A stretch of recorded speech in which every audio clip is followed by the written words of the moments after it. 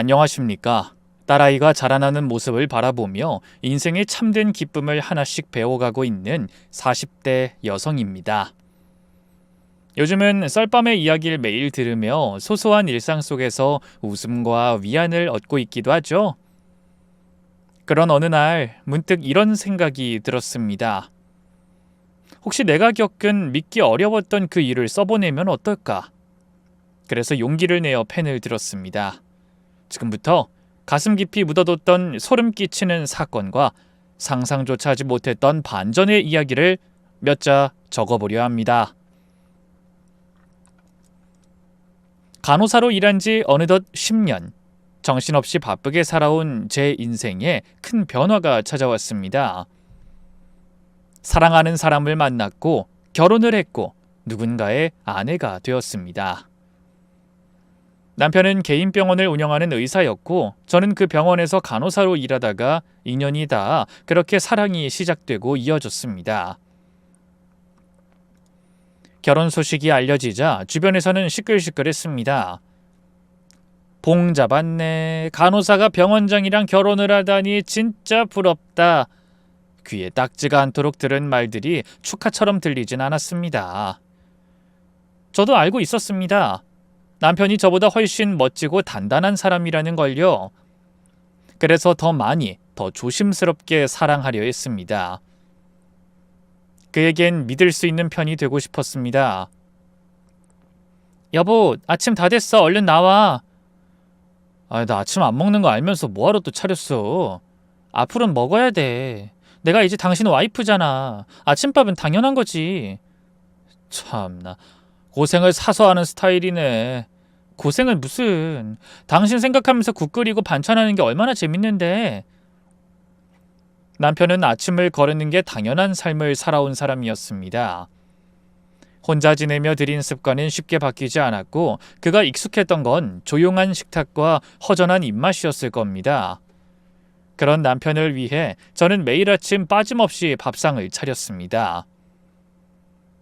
며칠이 지나고 몇 주가 흐른 어느 날 그가 먼저 식탁에 앉더니 물었습니다. 오늘 아침 뭐야? 된장찌개면 좋겠다. 그럴 줄 알았지. 당신 오늘 그거 먹고 싶어 할 것 같았거든. 진짜? 와, 대단하다. 고마워. 요즘 당신 밥 먹고 나니까 몸이 좀 달라졌어. 건강해진 것 같기도 하고. 근데 살도 좀 붙은 것 같지 않아? 응, 쪘어. 근데 보기 좋게 쪘어. 얼굴에 살 붙으니까 더 편안해 보여. 환자들한테도 믿음 가게 보일 거야. 혼자 살 땐 늘 허전하게 하루를 시작했는데 당신 덕에 뭔가 아침이라는 게 생긴 느낌이야. 남편은 혈육이 없는 사람이었습니다. 자세히 말하진 않았지만 어릴 때부터 혼자였고 오랫동안 누군가에게 기댈 수 없었다는 것만은 느낄 수 있었습니다. 그래서 저는 그이에게 아내뿐만 아니라 언제든 기댈 수 있는 가족이 되고 싶었습니다. 누군가에게 챙김을 받는다는 것이 어떤 감정인지 그 따뜻함을 매일의 아침으로 알려주고 싶었어요. 같은 병원에 출퇴근하면서 하루를 함께 보내다 보니 남편의 모습을 그 누구보다 가까이에서 지켜볼 수 있었습니다. 진료실 안에서도 집안 거실에서도 그는 언제나 빛이 나는 사람이었어요. 환자의 이야기를 귀 기울여 듣고 얼굴을 찡그린 채 아픈 부위를 살펴보다가도 진심 어린 눈빛으로 다정하게 말을 건네는 그의 모습은 저에게 매일이 설렘이었습니다. 의사 가운을 입고 환자를 대할 땐 믿음직한 의사였고 병원 문을 닫고 집에 돌아와선 다정하고 자상한 남편이자 때론 아이처럼 천진한 남자였습니다. 신호는 말 그대로 꿀이 뚝뚝 떨어졌고 결혼한 지 꼭 1년 되는 해에 아이를 가졌다는 사실을 알게 됐을 때 그는 손에 들고 있던 진료 기록지를 떨어뜨릴 만큼 큰 충격과 감동에 휩싸였어요. 말을 꺼내기도 전에 눈에 눈물이 그렁그렁 맺히더니 결국 참지 못하고 제 앞에서 울음을 터뜨렸습니다. 여보, 지금 말한 거 진짜야? 우리 둘 사이에 아이가 생겼다고? 내가 아빠가 된다고? 이게 진짜 현실 맞아? 고아였던 나한테도 이런 날이 오는구나. 자식이라는 게 생긴다니 갑자기 가슴이 미어지도록 벅차오르네. 당신이 나보다 더 감격한 것 같네. 그렇게 여린 마음 가진 당신한테 내가 그때 제대로 반했지. 여보, 나 정말 너무 행복해. 이 정도로 행복해도 되나 싶을 만큼 뭔가 겁날 정도야. 세상에 나 같은 사람한테도 가족이라는 게 생기다니. 겨우 한 명 생긴 건데 벌써부터 울고 그러긴. 우리 둘 셋은 낳자. 집안이 애들 웃음소리로 북적북적 할 만큼 순풍순풍 나와서 정신없이 살아보자고. 그래야 진짜 집 같은 집이지. 안 그래? 행복한 미래를 이야기했더니 남편은 눈물 콧물 다 흘리면서도 웃었고, 그 순간 저는 다시 한번 이 사람과 함께하는 삶이 참 잘한 선택이었다는 걸 실감했습니다. 그 뒤로도 저는 여느 때처럼 병원에 나가 진료실을 지키고, 남편은 진료 외 시간마다 제 배에 귀를 대고 조용히 아이에게 말을 걸곤 했습니다. 그리고 만삭이 되어 출산 예정일이 다가오자 저는 일을 잠시 쉬었고, 드디어 출산의 날, 남편은 옆에 꼭 붙어 있으면서 분만실까지 따라 들어왔습니다. 여보, 괜찮아? 지금 진통 오는 거야? 자, 내 머리, 이 머리끄댕이 잡고 있는 힘껏 잡아당겨. 내가 내주는 힘 다 받을 테니까 마음껏 써. 아유, 웃기지 마. 아파 죽겠는데 자꾸 왜 그래. 당신 웃기게 하면 안 돼. 진짜 힘 못 줘. 그래, 그럼 딱이라도 한 대 시원하게 날려. 정신 집중되게. 아니면 손톱으로 팔뚝을 확 긁든지 마음대로 해. 난 준비됐어. 그만해. 내가 왜 당신을 때려. 진짜 집중해야 되니까 좀 가만히 있어봐. 알겠어. 알겠어. 자, 그럼 호흡만 같이 하자.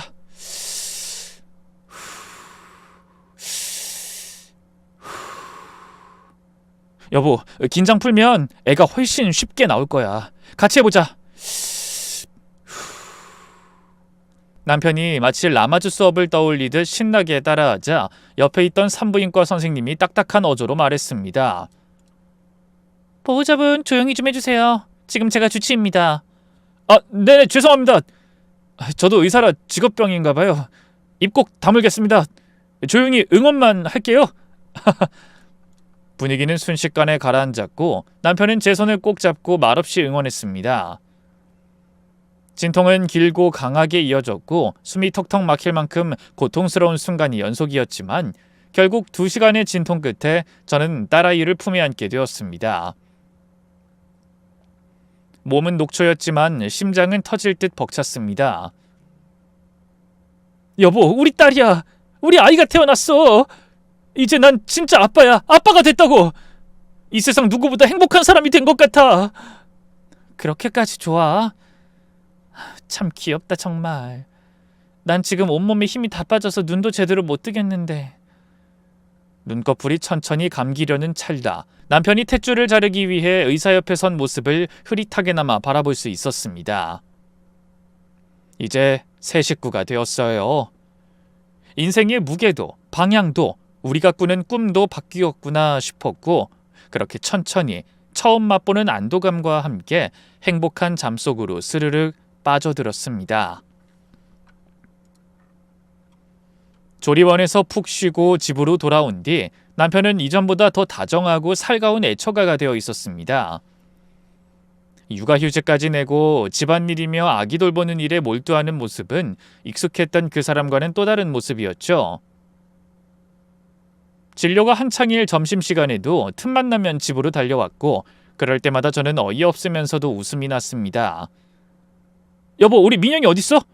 아빠 왔어요. 우리 공주님 어디 계시나? 당신 또 왔어? 진짜 대단하다. 작은 방에서 낮잠 자고 있어.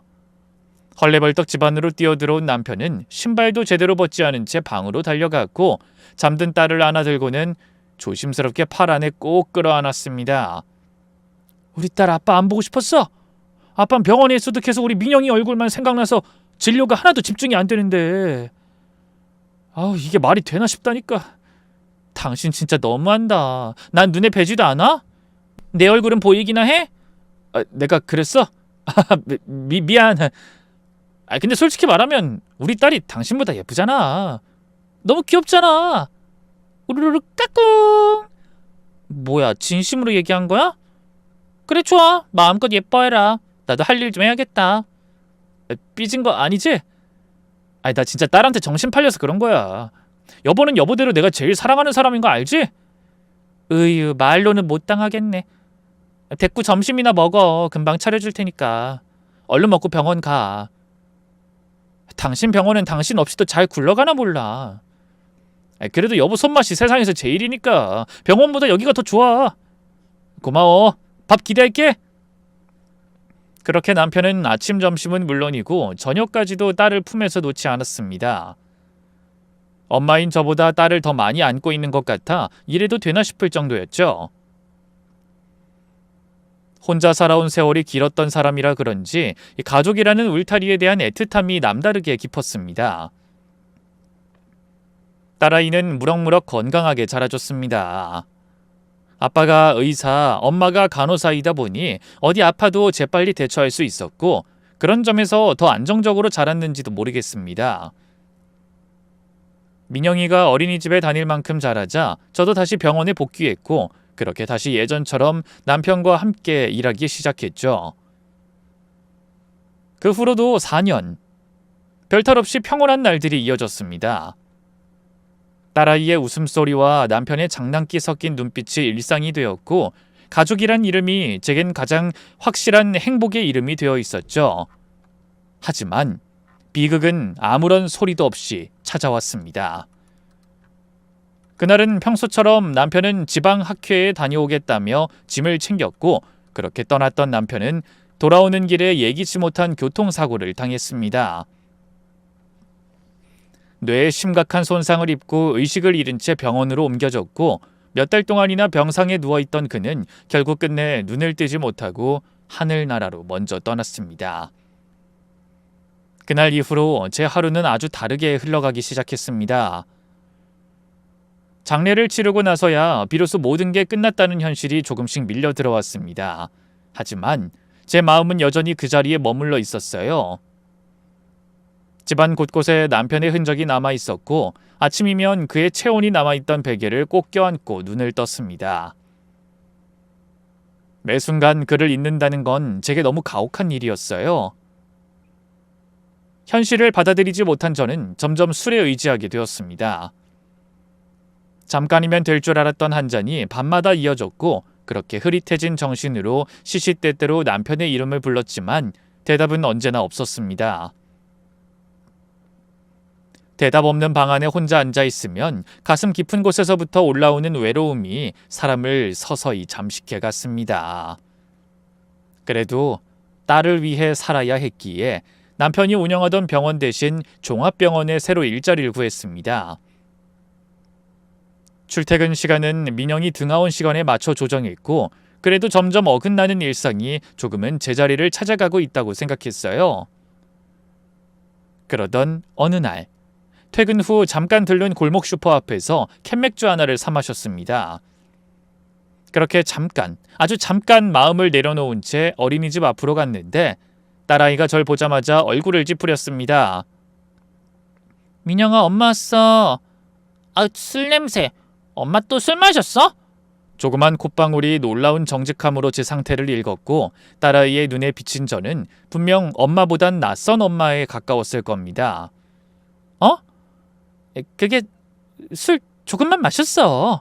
딱 한 캔이었어. 엄마가 미안해. 왜 마셔? 아빠 생각나서 그런 거야? 나도 아빠 생각나. 엄청 많이 나. 근데 나 술 안 마시잖아. 그러니까 엄마도 안 마셨으면 좋겠어. 딸아이의 말은 또박또박 박혀서 제 심장을 조용히 흔들었습니다. 애써 쿡쿡 눌러뒀던 감정이 벽처럼 무너져 내릴 것만 같았어요. 우리 딸 언제 이렇게 컸어? 엄마가 술 끊어볼게. 약속했다. 꼭 끊어. 건강한 모습으로 나중에 아빠 만나야지. 딸아이 앞에서 못난 모습을 보였다는 생각에 도저히 안 되겠다는 판단이 들었습니다. 그래서 용기를 내어 정신과 상담을 예약했고 첫 진료에서 스트레스 검사를 받았습니다. 결과는 최상위, 우울증은 물론이고 공황장애 증세도 꽤 오래전부터 쌓여 있었다고 했습니다. 상담 선생님은 그 상태로는 일상적인 생활조차 버거웠을 거라고 꽤 조심스럽게 말했습니다. 그래서 치료를 시작하기로 했죠. 약을 처방받고 상담을 병행하면서 조금씩 감정을 회복하기로 마음먹었습니다. 당장은 나아지지 않아도 민영이를 위해서, 그리고 제 삶을 지켜내기 위해서 이제는 진짜 혼자라도 살아가야 할 때란 걸 깨달아가고 있었죠. 하지만 마음을 다잡고 정신과 치료를 시작했다고 해서 금세 모든 게 바뀌진 않았습니다. 솔직히 말하자면 당장 금주를 실천하는 건 저에게 불가능한 일이었어요. 정신과 약을 꾸준히 먹어도 그 사람의 얼굴이 문득문득 떠오르면 가슴이 찢어지는 것 같았고, 그 통증을 억누르기 위해선 차디찬 알코올로 속을 태우는 수밖에 없었습니다. 민영이가 잠든 밤이면 조용히 부엌 구석이나 욕실 앞 작은 탁자에 기대어 앉아 소주병을 기울였고 맥주캔을 흔들림 없이 비워냈습니다. 혼자 마시는 술은 쓴맛보다도 말로 다 할 수 없는 죄책감이 더 진하게 남았죠. 남편이 떠난 뒤로는 깊은 잠도 사치처럼 느껴졌어요. 잠이 들어도 4시간 이상 자지 못했고, 일어나면 머리는 무겁고 눈가는 푸석했고 하루하루가 짐처럼 느껴졌습니다. 피로가 쌓이고 술과 약을 함께 먹으니 거울 속 제 얼굴은 서너 해는 더 늙어 보였죠. 이듬해 민영이가 유치원에 입학하는 날, 저는 마음속으로 작게 다짐했습니다. 이제 진짜 똑바로 살아보자. 제대로 된 엄마가 되자. 민영이한테 더는 미안하지 않도록 살자고 되뇌었어요. 정신과 약은 하루도 거르지 않고 챙겨 먹으며 조금씩 나아졌고, 술도 완전히 끊진 못했지만 예전처럼 숨 쉴 듯 마시진 않았습니다. 정신이 조금씩 돌아오고 감정이 덜 요동치는 날이 늘어나던 어느 날, 평소처럼 유치원 앞에 도착해 딸아이와 마주했습니다. 민영아, 엄마 왔어. 우리 공주님, 오늘도 잘 놀았어? 근데 엄마 술 냄새가 좀 나는 것 같은데. 아니야, 엄마 오늘은 안 마셨어. 진짜야. 실은 어제 밤에 딱 한 잔 마셨는데 냄새가 아직 남았나 봐. 미안해, 민영아. 엄마가 또 약속 어겼다. 그럼 다시 약속해. 술 마시지 마, 진짜로. 그래, 다시 약속할게. 안 마실게. 그럼 집에 갈까? 그래, 우리 집에 가서 간식도 먹고 쉬자. 잠깐만, 놀이터에서 1시간만 놀자. 엄마 아직 술에 조금 덜 깬 것 같으니까 뛰어다니면 냄새도 날아가잖아.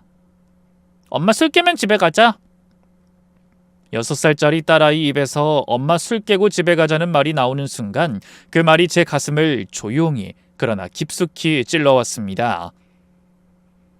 부끄럽고 미안하고 눈물이 날 만큼 괴로웠어요. 어른인 제가 아이보다 못하다는 생각에 그 순간만큼은 정말 미칠 것 같았습니다. 그러던 어느 날이었습니다. 그날은 유독 스산한 기온이 감돌던 오후였고 비가 추적추적 내리고 있었습니다. 우산을 들고 유치원 앞으로 걸어가며 제법 굵어진 빗줄기 사이로 딸아이 얼굴이 떠올랐습니다. 작은 노란 우비를 입고 달려오며 엄마! 하고 부르던 목소리가 귓가에서 생생하게 맴돌았죠. 입구에 들어서며 선생님에게 고개를 숙여 인사를 건넸습니다. 아우, 오늘 비가 장난 아니네요. 아이들 수업은 다 끝났죠? 우리 민영이 좀 불러주시겠어요? 네? 어머님, 민영이는 아까 아버님이 데리고 가셨어요. 네? 뭐라고요? 저 민영이 엄마인데요. 혹시 다른 아이랑 착각하신 거 아닐까요? 아니요, 민영이 맞아요. 아빠가 왔다고 하니까 아이가 아빠 하면서 달려가서 안겼어요. 제가 직접 봤거든요. 민영이 표정도 아주 밝았어요. 지금 말씀하시는 거 진짜예요? 그럼 지금 우리 민영이가 유치원에 없다는 말씀이세요? 머릿속이 하얘졌습니다. 제 귀로 들은 말이 도저히 현실 같지 않아 유치원 안으로 발걸음을 옮겨 확인해봤지만 정말 민영이는 그곳에 없었습니다. 아무리 눈을 씻고 찾아봐도 딸아이의 흔적은 어디에도 없었죠.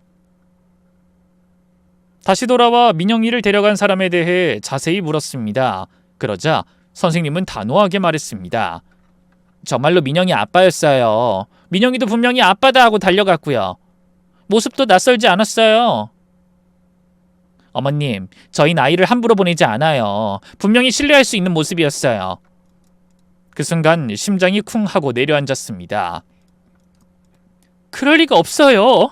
민영이 아빠는 이 세상 사람이 아니에요. 그 사람 작년에 세상을 떠났어요. 매일 제가 데리러 오는데 확인도 안 하고 애를 그냥 보내면 어떡해요? 지금 바로 경찰에 신고해야 해요. 선생님들은 놀란 얼굴로 서로를 바라보더니 급히 CCTV 확인에 들어갔습니다. 저는 손이 덜덜 떨리는 상태로 휴대폰을 꺼내 경찰에 전화를 걸었고 떨리는 목소리로 딸아이 실종 신고를 접수했습니다. 그리고 마침내 CCTV 화면에 그 남자가 등장했습니다. 우산을 들고 서 있는 모습, 환하게 웃으며 아이를 받아 안는 표정. 순간 제 몸이 굳었습니다. 그 얼굴은 분명히 제 남편이었습니다. 말도 안 돼. 이게 무슨... 손이 얼어붙는 것 같았고 입술은 바짝 말라붙었으며 눈앞이 빙글빙글 도는 느낌이 들었습니다.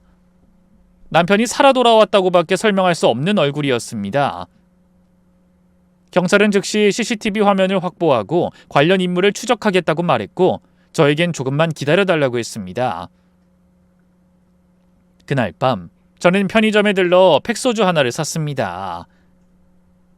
차가운 비를 맞으며 걷다가 담벼락에 기대선 채 그걸 벌컥벌컥 마셨습니다. 너무나 선명했던 그 얼굴.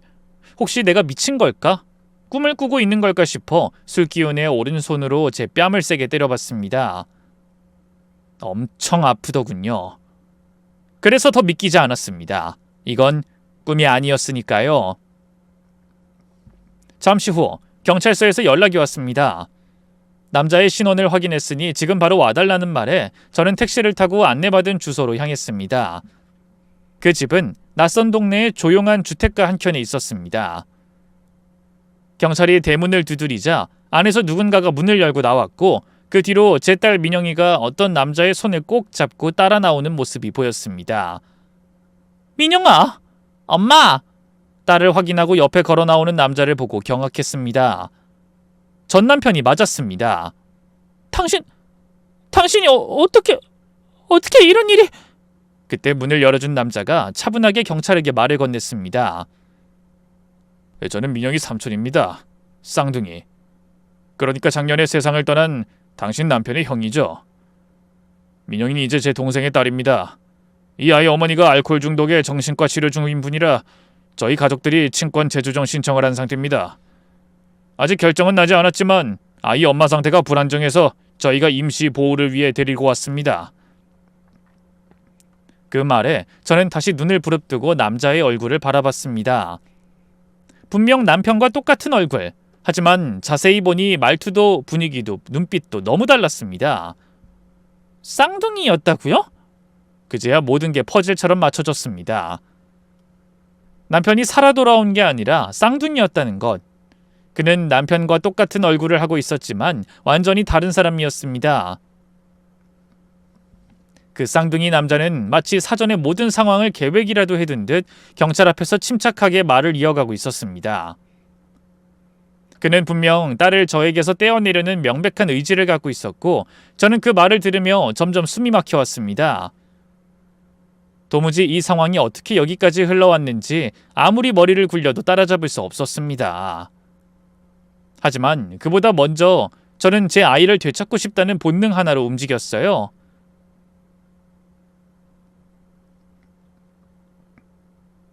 민영아, 이리 와.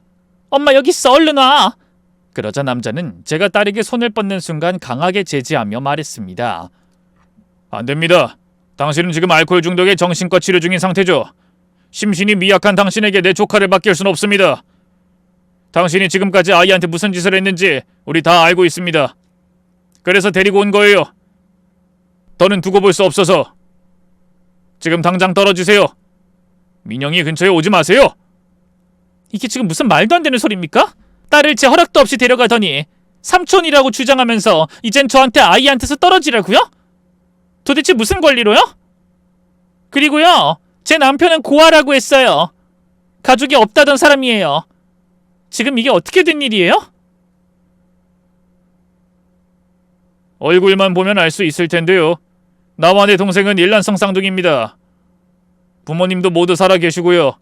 동생과는 오래전에 연락이 끊겼지만 최근에 동생이 사망했다는 걸 알게 되었고 그제야 조카의 존재도 알게 됐고요. 그리고 당신 술에 빠져 아이를 방치하는 엄마라는 사실도요. 그래서 내가 움직인 겁니다. 지금 이 순간부터 당신은 민영이에게 접근하지 마세요. 조카를 지키는 건 이제 제 몫입니다. 정말 어처구니가 없었습니다. 남편과 똑같은 얼굴을 한 남자가 제 아이를 눈앞에서 빼앗아 가고 있는데 경찰은 아무런 조치도 하지 않고 그저 그 상황을 지켜보고 있었습니다. 도저히 참을 수 없던 저는 경찰을 향해 목소리를 높였습니다. 지금 뭐 하세요? 제 딸을 저 남자한테서 당장 데려오라고요. 남편의 쌍둥이든 뭐든 그건 중요하지 않아요. 그 아이는 제 딸이라고요. 저 남자가 뭔데 제 아이를 멋대로 데려가냐고요. 그러자 경찰이 콧끝을 찡그리며 조심스럽게 말을 꺼냈습니다. 어이구 죄송한데요, 민영 어머님. 그 술 드셨어요? 딸이 실종됐다고 신고한 분이 술을 마셨어요. 이건 견디기 힘들어서 그랬어요. 남편과 똑같은 얼굴을 CCTV에서 보고 나니까 숨이 안 쉬어져서 그냥 한 모금 마신 겁니다. 하지만 저를 그런 눈으로 보지 마세요. 저 술 마시고 정신과 다니긴 하지만 딸에게만큼은 한 번도 소홀했던 적 없습니다. 민영이는 저한테 소중한 제 전부인 아이예요. 제발 제 딸을 돌려주세요. 제 목소리는 떨리고 있었고 눈앞은 점점 흐려졌습니다. 그러자 경찰 중 한 명이 무전기를 꺼내더니 무언가를 요청했고 잠시 후 여성 경찰 한 분이 도착해 조용히 민영이와 따로 대화를 나누기 시작했습니다. 저는 멀찍이 떨어진 곳에서 그 모습을 바라보며 안절부절 못했습니다. 무슨 이야기를 나누는지 들리지 않아 더 답답했고 그 몇 분이 몇 시간처럼 길게 느껴졌습니다. 결국 상담을 마친 여경이 돌아와 말을 꺼냈습니다. 민영이한테 들어보니 어머님께서 술을 마신 채 귀가하지 않아 혼자 있었던 날이 여러 번 있었다고 하네요. 명백한 방임이 있었던 것으로 보입니다. 그리고 민영이 본인은 삼촌 그리고 조부님 곁에 있고 싶다고 했습니다. 그러니 어머님은 지금 이 자리에서 물러나 주셔야 합니다. 뭐라고요? 제가 술 마시고 집에 안 들어갔다고요? 딸을 방치했다고요? 전 그런 적 없어요. 정말 없어요. 저 남자가 민영이한테 무슨 말을 한 거예요? 거짓말로 아이를 조종한 거예요? 민영아 엄마한테 와. 진정하세요. 어머님은 지금 상태로 민영이에게 접근할 수 없습니다. 그리고 지금부터 저희와 함께 경찰서로 가셔야 합니다. 진술 조서를 작성해야 하니까요. 결국 저는 말도 안 되는 이 상황에 휩쓸려 경찰서로 끌려갔습니다. 100번 1000번을 딸을 방치한 적 없다고 말했지만 제 말을 고지고대로 믿어주는 사람은 아무도 없었습니다. 아파트 CCTV를 확인하고 나서야 경찰은 제 말에 조금씩 귀를 기울이기 시작했지만 여전히 저를 알코올 의존에 심한 정신과 환자로 분류했고 딸을 당장 데려다 드릴 수는 없다는 말을 반복했습니다. 쌍둥이 형이라는 그놈이 친권 재조정 신청을 해서 기다려야 한다고 했죠. 억울하고 화가 나고 견딜 수 없는 분노에 휩싸인 저는 더는 참지 않고 직접 움직이기로 했습니다. 딸이 있다는 아까 경찰과 함께 찾았던 그 시댁을 이번엔 혼자 찾아갔습니다. 초인종을 눌렀더니 문이 열리고 낯선 노인 부부가 모습을 드러냈습니다. 처음 보는 얼굴이었지만 그들의 눈빛은 마치 저를 이미 알고 있다는 듯 적대감으로 가득 차 있었습니다. 저기요. 여기 제 딸 민영이 여기 있죠? 저 민영이 엄마예요. 아이를 찾으러 왔어요. 그러자 희죽거리며 제 얼굴을 훑던 노부부 중 여자 쪽이 먼저 입을 열었습니다. 아, 너였냐? 내 아들 잡아먹은 기집애가 여기까지 찾아왔네? 아들이요? 무슨 말씀을 하시는 거예요? 그럼 제 남편이 두 분의 아들이라는 건가요? 그럴 리가 없어요. 그 사람은 가족이 없다고 했어요. 저한테 그렇게 말했어요. 에휴, 참 가련한 녀석이지. 큰아들이 우리랑 크게 싸우고는 연을 끊고 살더니 어느 날 갑자기 도둑 결혼에 애까지 낳았더라. 부모 말 안 듣고 제멋대로 살더니 결국 저승길 먼저 갔네. 참 어리석은 놈이었어. 정말 두 분이 그 이의 부모님이라는 말씀 맞습니까? 아까 내 작은 아들 얼굴 봤잖아. 네 남편이랑 똑같이 생긴 남자 말이야. 쌍둥이라 몰랐을 뿐이지 너도 보고서 눈치챘을 거 아니야. 네, 봤어요. 너무 닮아서 깜짝 놀랐어요. 근데 지금 머릿속이 너무 혼란스러워요. 제발 확실히 말씀해 주세요. 정말 진짜 가족이 맞아요? 멍청하긴. 그래, 우리 맞다. 우리 민영이 친할아버지 친할머니야. 그리고 네가 애를 제대로 못 키우는 것 같으니까 우리가 데리고 온 거다. 허구한 날 술 퍼마시고 정신줄 놓고 병원이나 들락날락하는 네 꼴 보니까 안 되겠더라. 너 같은 멍청한 여자한테 애 맡겨놨다간 큰일 나겠더라. 그러니까 이제 꿈 깨. 우리 손녀딸 앞으로 우리가 키울 거니까 넌 다시는 얼굴도 비추지 마. 너무나도 당당하고 노골적인 그 말들에 입술이 파르르 떨렸습니다. 처음 보는 사람들에게 이런 말까지 들어야 하다니. 게다가 내 딸이 그들 손에 있다는 사실이 분노를 뚫고 올라왔습니다. 두 사람이 뒤도 안 돌아보고 집 안으로 들어가자 저는 눈이 돌아버렸습니다. 대문을 껑충 뛰어넘고 마당으로 뛰어들었고 문이 열리자마자 안으로 들이닥쳤습니다. 민영아, 엄마 왔어. 민영아, 어딨어? 엄마 여기 왔어. 얼른 나와. 시부모라는 노인은 갑자기 제 옷자락을 움켜잡으며 밀어냈습니다. 이게 어딜 들어와? 당장 꺼지지 못해? 이 손 놓으세요. 당신들이 남편의 가족이든 아니든 지금은 상관없어요. 난 내 딸을 데리러 온 거예요. 민영이 내 아이예요. 내 전부라고요. 이 정신 나간 기집애가 무단 침입에 협박까지 해? 아들 어서 나와. 이 여자 좀 끌어내. 이거 안 되겠어. 아이, 뭐야. 난 다 끝난 줄 알았는데 아직도 정신을 못 차리고 있었네. 아니, 잘 왔네. 마침 와줬으니 부탁 하나 하자고. 쌍둥이 남편, 아니 그 사내는 느긋하게 거실로 걸어 나오더니 태연하게 말했습니다. 재수씨, 민영이 통장이랑 남편 명의로 된 건물 등기 서류 좀 가져다 줘요. 동생놈이 죽으면서 남긴 재산 죄다 조카가 상속받았다면서요. 이제 우리가 그걸 좀 관리하려고. 그러니까 말 안 통하게 굴지 말고 가져와요. 그 순간 모든 게 퍼즐처럼 맞춰졌습니다. 왜 갑자기 남편의 가족이라는 사람들이 나타났는지, 왜 저를 정신적으로 문제가 있는 사람으로 몰아가며 딸을 데려갔는지, 그들의 진짜 목적이 드러난 겁니다. 당신들, 이게 목적이었군요.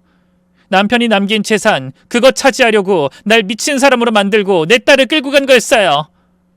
그러자 그 쌍둥이 남자가 웃으면서 대답했습니다. 겸사겸사지 뭐. 조카도 챙기고 재산도 챙기고 그게 가족 아니겠어요? 자, 뭐 처음부터 얘기해줄까? 우리 형제는 고아원에서 자랐어. 여기 계신 부모님이 입양해 주신 거지. 근데 내 동생 놈 어릴 적에 순하더니 20살 되자마자 쌩알이 집 나갔어. 연락도 끊고 살다가 우리가 얼마 전에야 걔 초상 난 걸 알았지.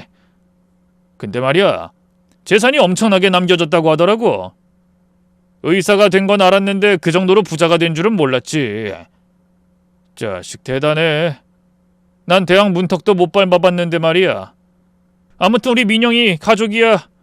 재수씨 당신 정신이 온전치 않다는 것도 알아냈고, 그래서 우리가 조카를 키우려고 하는 거야. 그러니까 통장이랑 등기 순순히 내놔. 안 그럼 우리도 방법이 있다고. 이 인간들은 결국 오롯이 돈 때문에 나타난 거였습니다. 남편이 왜 가족과 인연을 끊고 왜 단 한 번도 자신의 과거를 입 밖에 꺼내지 않았는지 이들의 말 한마디, 표정 하나만 봐도 알 수 있었습니다. 그동안의 침묵이 어떤 진실을 품고 있었는지 이제야 이해가 됐어요. 내 딸 데리고 가야겠어요. 이 짓 더는 못 봐주겠어. 당장 민영이 내놓으세요. 재수씨, 그렇게 흥분해서 되겠어요? 좋게 말할 때 심부름이나 해요. 등기 서류, 통장 지금 바로 가져오세요. 이 도둑놈들! 내 남편이 왜 가족이 없다고 했는지 이제야 알겠네요. 이 인간같지도 않은 것들아! 당장 내 딸 내놔! 아이, 재수씨 성질 보통 아니네. 이거 아주 재밌어지는데? 이 집 오늘 아주 시끌벅적해서 좋다. 그 순간 분노가 폭발했습니다. 이성이고 뭐고 다 날아가 버렸고 저는 집안에 있던 물건을 마구잡이로 부수기 시작했습니다. 탁자며 액자, 쌓여있던 상자들이 손끝에서 쏟아지고 깨지고 나뒹굴었고 제 몸을 막아서는 시부모를 밀쳤습니다. 두 사람이 휘청이며 뒤로 나가 떨어졌고 저는 주저없이 시동생의 뺨을 후려쳤습니다. 보통이 아니구만. 근데 여기서 끝이야. 저기 들리지? 사이렌 소리. 내가 좀 전에 신고했거든. 재수씨, 이젠 진짜 우리 조카한테서 멀어질 것 같네. 민영이 내 딸 데려갈 거야. 누가 뭐래도 저 아인 내 딸이야. 어서 내놔! 그 순간 방문이 삐걱 열리며 딸이 겁에 질린 얼굴로 나왔습니다. 조그마한 몸에 새하얀 얼굴, 그 아이의 눈동자가 제게 닿는 순간 가슴이 쿵 내려앉았습니다. 두 팔을 벌리며 딸아이를 향해 조심스럽게 다가섰습니다. 민영아, 아가, 엄마야. 엄마 왔어. 괜찮아, 아가. 엄마한테 와. 싫어. 엄마 무서운 사람이래. 근데 맞는 것 같아. 할머니랑 할아버지 밀고 삼촌도 때렸어. 엄만 나쁜 사람이야. 오지 마. 저리 가. 아니야, 민영아. 엄마가 나쁜 게 아니야. 이 사람들은 좋은 사람들 아니야. 우리를 속이고 있어. 여기 사람들 우리 가족 아니야. 삼촌은 우리 아빠랑 똑같이 생겼어. 가족 맞아. 엄마는 나빠. 가족들 때렸으니까. 딸은 두 눈에 눈물을 고인 채 제게서 물러났습니다. 손을 내밀 틈도 없이 아이는 뒤로 물러섰고 그 모습에 저는 그대로 무너졌습니다. 이윽고 경찰이 현관문을 박차고 들어왔고 현장 정리를 하던 경찰이 제 양팔을 붙잡아 그대로 끌어냈습니다. 차가운 바람과 차가운 손길, 그리고 더 차가운 현실이 제 온몸을 감쌌습니다. 저는 또다시 경찰서로 끌려갔죠. 경찰서에서 저는 떨리는 목소리로 지금까지 있었던 일을 하나하나 설명했습니다. 딸을 찾고 싶다고, 제가 딸의 엄마라고, 지금이라도 꼭 데려가야 한다고 말했지만 돌아온 대답은 냉정했습니다. 술을 마신 채 행패를 부리고 정신과 치료 이력이 있으며 시댁에 침입까지 했다는 이유로 딸아이에게 접근할 수 없다는 결론을 이미 내린 상태였던 겁니다. 그들은 같은 말을 반복했습니다. 친권 재판이 끝나고 법원이 판단을 내리기 전까진 딸에게 접근하지 말라는 경고뿐이었죠. 절망감에 낙담한 저는 치밀어 오르는 분노를 억누르기조차 힘들었습니다. 지금 당장 민영이를 품에 안고 집으로 데려가고 싶었지만 그럴 방법이 없다는 현실이 미칠 것처럼 답답했습니다. 그렇게 저는 밤낮 없이 수소문하며 딸을 되찾기 위한 방법을 찾아다녔습니다.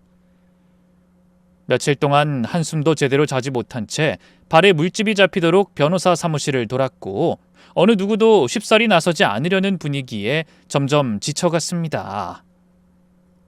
그러다 결국 지푸라기라도 잡는 심정으로 여성단체 사무실 문을 열었습니다. 말을 꺼내는 순간 그동안 눌러왔던 감정이 한꺼번에 터져나왔고 저는 흐느끼며 울며 애원하듯 사정을 털어놨습니다. 그러니까 잊지도 않던 시댁이 갑자기 나타났단 말씀이죠? 네. 제 남편은 고아라고 했어요. 평생 가족이 없다고 했고 그래서 저도 그런 줄만 알고 살았어요. 근데 갑자기 인연을 끊었던 시댁 식구들이 나타난 거예요. 제 남편과 똑같이 생긴 쌍둥이 형이 있었고 두 사람을 입양한 부모도 있었더라고요. 그 사람들이 딸에게 남긴 건물과 재산을 노리고 저를 이상한 엄마로 몰아서 아이를 데리고 갔어요. 그 정도면 됐어요. 저희가 도와드릴게요. 경찰부터 조져야겠네요. 여성단체가 얼마나 무서운지 똑똑히 보여줍시다. 법 앞에서는 절대 약자가 되지 않도록 저희가 다 챙기겠습니다. 정말요? 진짜 저를 도와주실 수 있어요? 제 딸 민영이 다시 찾게 해주실 수 있나요? 우리가 괜히 있는 줄 아세요? 우리 단체는 바로 당신 같은 분들을 위해 존재하는 곳입니다. 너무 걱정하지 마세요. 이제부턴 혼자가 아니에요. 그 말에 저는 다시 눈물을 터뜨렸습니다. 며칠 만에 처음으로 제 편이 생긴 것 같았고 누군가가 제 말을 믿어주는 것 같아서 다리가 풀릴 정도로 울었습니다. 단체 관계자들은 즉시 경찰서에 몇 통의 전화를 돌렸고 필요한 서류를 팩스로 보낸 뒤 검찰 고발 절차까지 접수하며 발빠르게 대응해줬습니다. 그리고 제 정신 상태를 증명하기 위해 심리 상담사까지 연결해줬습니다. 저를 처음 만난 상담사는 따뜻하게 손을 잡아주며 말했습니다. 걱정 마세요. 지금부턴 객관적인 증거로 당신이 얼마나 멀쩡하고 아이에게 헌신적인 엄마였는지를 증명하면 돼요. 저희가 함께 할 겁니다. 그날 저는 전문 상담사의 지도 아래 여러 가지 심리 검사를 받았고 모든 기록을 남기며 정상적인 보호자로 입증되기 위한 첫걸음을 내디뎠습니다. 며칠 뒤 경찰들과 여성단체 관계자들과 함께 시댁을 찾아갔습니다. 이번엔 제가 혼자가 아니었고 확실한 증거와 증인이 함께였기에 그들의 얼굴은 더 이상 당당하지 못했습니다. 그동안 연락 한 번 없던 사람들이 갑자기 나타나 남편이 남긴 재산을 노리고 딸아이를 데려간 것. 그들의 본심은 하나하나 낱낱이 드러났습니다. 저에게 문제가 없다는 것이 증명되고 나서 딸을 다시 제품으로 데려올 수 있었습니다. 그 순간 가슴이 조여오는 것처럼 아팠지만 아이의 손을 잡는 순간 그 모든 아픔은 녹아내렸습니다. 민영아, 엄마 나쁜 사람 아니야. 엄마가 많이 부족했지만 너한테만큼은 절대 거짓말한 적 없어. 그러자 딸이 울먹이며 제 손을 꼭 잡고 말했습니다. 나도 알아. 할아버지랑 할머니 무서운 사람들이야. 삼촌도 무서웠어. 나한테 소리 지르고 인형도 빼앗았어. 아빠랑 얼굴은 똑같은데 마음은 하나도 안 닮았어. 저 사람들 우리 식구 아니야. 그래, 맞아. 우리 민영이 가족은 엄마 하나뿐이야. 그거 하나만 꼭 기억해. 아가, 이제 엄마가 정말 정신 차릴 거야. 다신 술도 안 마시고 널 위해서 제대로 살게. 정말? 이제 몰래 술 안 마실 거야? 엄마 옷에서 술 냄새 나는 거 나 진짜 싫었어. 그래, 당연하지. 다신 술을 입에도 안 댈 거야. 민영이 손잡고 맹세해. 엄만 약속 지킬 거야. 그날 이후로 저는 술을 끊었습니다. 아니, 끊을 수밖에 없었습니다. 이번 일을 겪고 나니 딸아이의 눈을 마주볼 자격을 스스로 얻고 싶었고 절대로 다시는 딸을 뺏기고 싶지 않았기 때문입니다. 딸을 무사히 집으로 데려왔다는 것만으로도 일단은 숨을 돌릴 수 있었지만 검찰 쪽에서는 차가운 말만 전해왔습니다. 시댁 식구들을 법적으로 처벌하긴 어렵다고 했습니다. 딸이 별다른 저항 없이 따라갔고 혈연 관계도 분명하다는 것이 그 이유였죠. 게다가 금전적 피해가 발생하지 않았고 제가 알코올 의존증이 있는 것은 맞아서 딸과 격리시킨 것이 납득이 된다고 했어요. 결론적으로 처벌 근거가 없다는 것이 그들의 결론이었습니다. 이게 법이냐고요? 사람을 거짓말쟁이로 만들고 아이를 빼앗고 정신병자 취급을 해도 아무 죄가 안 된다고요? 저는 소리쳤지만 그 어떤 말도 돌아오는 건 없었습니다. 허탈하고 허무했고 도무지 이 현실을 받아들일 수 없었습니다. 그래서 전 결심했습니다. 더 이상 눈물로만 끝내지 않겠다고. 이제는 그들에게 똑같은 냄새나는 방식으로 되갚아주겠다고. 그리하여 마지막으로 비린내나는 복수를 하기로 했습니다. 시댁 인간들이 사는 집 앞에 다시 섰습니다. 대문을 두드리자 마치 저를 기다리고 있었다는 듯 시댁 인간 셋이 동시에 문을 열고 나왔습니다. 어깨를 으쓱이며 나온 그들의 표정엔 억울함도 원망도 그리고 아직 끝나지 않았다는 저희가 담겨 있었습니다.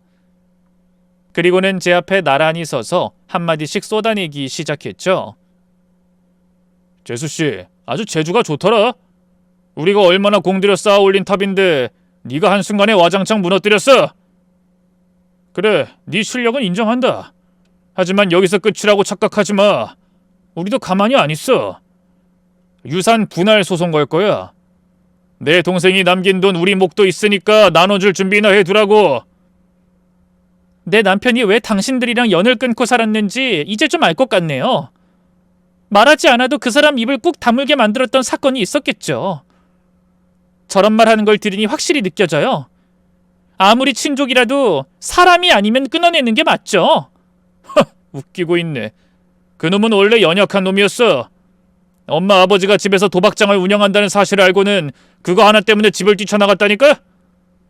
20살에 자기 멋대로 나가선 연락도 끊고 우리가 없는 사람인 것처럼 굴더니 참 한심한 놈이지. 나라도 그렇게 했겠네. 부모가 부모다워야 자식이 함께 살아주지. 당신은 도박장 부모 밑에서 그 모양으로 컸나 보네. 그 얼굴만 갖고 속은 완전 다른 인간. 내 남편 얼굴을 하고 있다는 게 정말 아깝다. 진심으로 말이야. 이 여자가 제대로 돌았네. 여기까지 와서 이러는 이유가 뭐야? 또 무슨 짓 하려고? 저는 더 이상 말이 필요 없다는 걸 느꼈습니다. 이미 이들은 인간이길 그만둔 지 오래였고 저는 준비해온 마지막 인사를 건넬 시간이라고 판단했습니다. 말 대신 행동으로 보여주기로 했죠.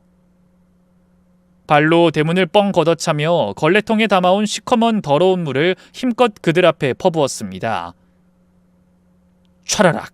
거침없는 소리와 함께 시큼하고 불쾌한 냄새가 허공을 타고 퍼졌고 세 사람의 얼굴과 몸은 금세 질척한 물에 흠뻑 젖었습니다. 어떠냐, 똥물 맛이. 너희들이 법으론 처벌이 어렵다기에 내가 직접 준비한 선물이야. 너희가 한 짓에 비하면 세 발의 피일 거다. 야, 너 돌았어? 딸내미 데려갔으면 된 거 아니야? 왜 또 이딴 짓을 해? 내 딸을 너희한테 빼앗긴 일주일. 나한텐 하루하루가 지옥이었어. 잠을 자도 악몽이었고 깨어있어도 심장이 터질 것 같았어. 그 고통을 아주 조금이라도 느껴보라고. 이게 너희에게 주는 마지막 선물이야. 이 쓰레기 같은 인간들아. 그리고 말해두지. 내 남편이 하늘에서 너희를 보고 있을 거야. 언젠가 벌을 받게 될 날이 올 거니까 그땐 괜히 억울하다고 하지 말고 조용히 무릎 꿇고 벌 받아. 자업자득이니까. 그들의 입에서 무슨 말이 계속 나왔지만 저는 듣지 않았습니다. 더 이상 반응할 필요도 없었고 똑같은 소리를 반복하는 그들에게 줄 감정도 남아있지 않았습니다. 조용히 등을 돌리고 젖은 땅 위를 차분히 밟으며 그 집을 떠났습니다. 제가 할 수 있는 복수는 거기까지였습니다. 그 이상의 소모적인 싸움은 원하지 않았고 얼굴도 다시는 마주하고 싶지 않았죠. 그날 이후 저는 딸과 함께 조용한 평화를 되찾았습니다. 술은 완전히 끊었고 정신과 약도 하루하루 줄여나갔습니다. 일상은 평범했지만 그 속엔 제가 간절히 원하던 행복이 서서히 채워지고 있었습니다. 엄마, 이제 술 안 마셔? 진짜 냄새 안 나네. 응, 엄만 다시는 술 안 마실 거야. 민영이가 싫어하는 건 절대로 하지 않을 거야. 약속할게. 고마워, 엄마. 나도 고마워, 민영아. 그렇게 저는 남편을 가슴 깊이 묻고 다시 사람다운 삶으로 돌아올 수 있었습니다. 모든 것은 민영이 덕분이었어요. 2년이 지나고 딸은 초등학교에 입학했습니다. 저는 그 무렵 간호사 일을 그만뒀습니다. 남편이 남겨준 것들로도 충분했고 그보다도 아이와 함께하는 시간을 무엇보다 소중히 여기고 싶었기 때문입니다. 하루하루 민영이를 바라보며 웃고 밥을 먹고 책을 읽어주며 세상의 어떤 것보다 고귀한 일상을 누렸습니다. 그러던 중 시부모의 소식을 들었습니다. 해외여행 중 사고로 세상을 떠났다고 경찰에서 연락이 온 거였죠.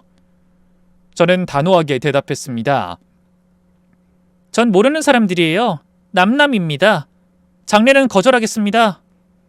경찰은 어색하게 말을 더듬었고 저는 다시 이렇게 덧붙였죠. 그쪽 가족 중에 다른 아들이 있을 거예요. 남편의 쌍둥이 형. 그쪽으로 연락하세요.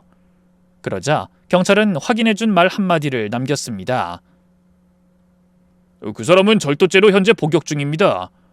상을 치를 수가 없는 상태죠. 그 소식을 듣는 순간 저는 조용히 속삭였습니다. 그래, 결국 하늘이 벌을 내렸구나. 참교육은 이렇게 오는 거였지.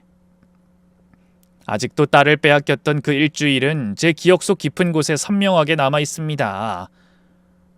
저는 모자라고 흔들렸던 엄마였지만 이제는 아닙니다. 지금의 나는 누구보다 강하고 단단하며 딸을 목숨보다 사랑하는 어미입니다. 이 마음으로 앞으로의 삶을 살아갈 것입니다. 여러분 앞에 이렇게 맹세합니다. 제 이야기는 여기서 마칩니다.